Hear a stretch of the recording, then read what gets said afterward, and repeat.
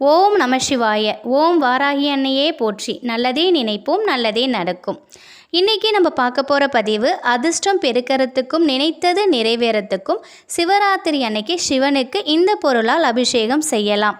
அது என்னங்கிறத தான் இன்றைக்கி இந்த பதிவில் பார்க்க போகிறோம். ஒவ்வொரு ஆண்டும் மாசி மாத தேய்பிறை சதுர்தசி நாளில் மகா சிவராத்திரி கொண்டாடப்படுது. இந்த ஆண்டு மார்ச் 8ஆம் தேதி வெள்ளிக்கிழமை மகா சிவராத்திரி வருது. சிவனை வழிபடும் இன்னொரு முக்கியமான நாள் பிரதோஷம், அதுவும் இந்த நாளில் வருது.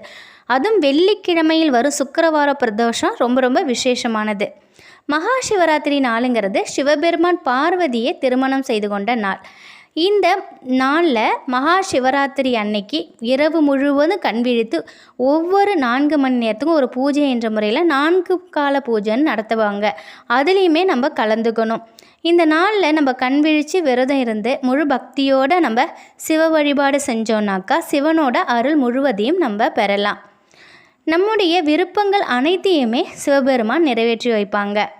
பொருளாதார பிரச்சனையில் சிக்கி தவிக்கிறவங்க, வேலையில் தொழிலில் இப்படி பலவிதமான கஷ்டங்கள் நெருக்கடிகளை இதில் சந்திக்கிறவங்க எல்லாருமே மகா சிவராத்திரி நாளில் விரதம் இருந்து வழிபட்டால் அவங்களோட துன்பம் அனைத்துமே நீங்கும்.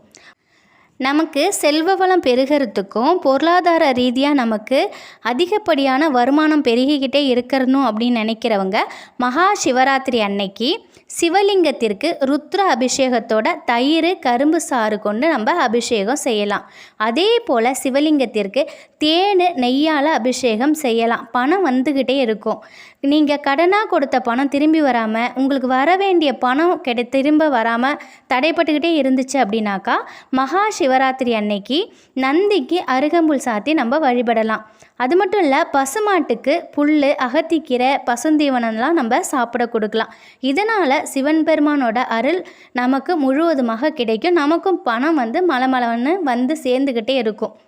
300 ஆண்டுகளுக்கு பிறகு ஒன்று கூட 4 அபூர்வ யோகங்கள் இந்த மகா சிவராத்திரியில் வருது.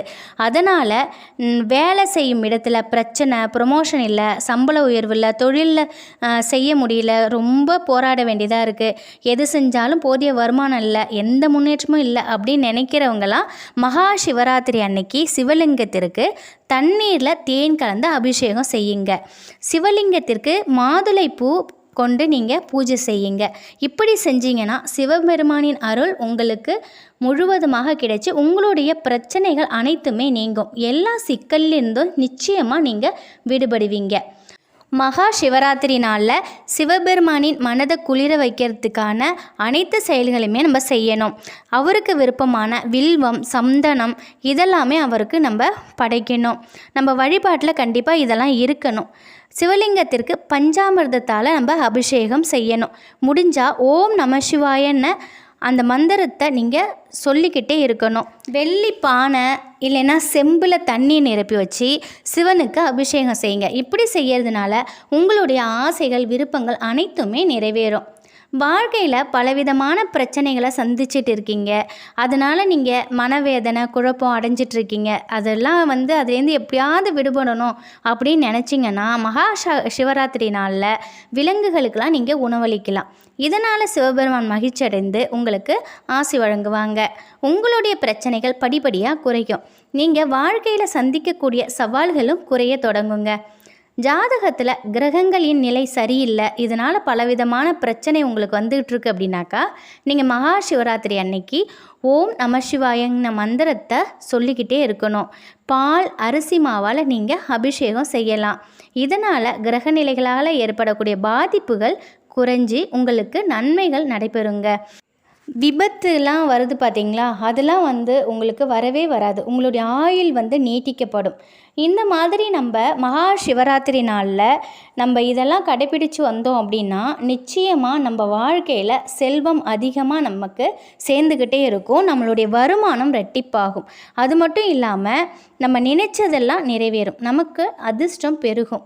சிவபெருமானோட அருள் பரிபூரணமாக நமக்கு கிடைக்கும். 300 வருடங்களுக்கு பிறகு வரக்கூடிய இந்த அபூர்வமான நாளில் நிச்சயமாக நீங்களும் சிவாலயத்திற்கு சென்று சிவ வழிபாட்டை நீங்கள் பண்ணுங்க. இதில் உள்ள அபிஷேக பொருட்கள்லாம் வாங்கி கொடுங்க. அபிஷேகத்தில் கலந்துக்கோங்க. 4 கால பூஜையிலையும் கலந்துக்கோங்க. இறைவனோட பரிபூரண அருளையும் நீங்கள் பெற்று வாழ்க்கையில் அனைத்து வித செல்வங்களையும் பெற்று வாழ்வீங்க. வாராகி அம்மனின் அருளோடு எப்பொழுதும் உங்கள் வீட்டில் நிம்மதியும் செல்வ செழிப்பும் ஆரோக்கியமும் நிலைத்திருக்கும். நன்றி.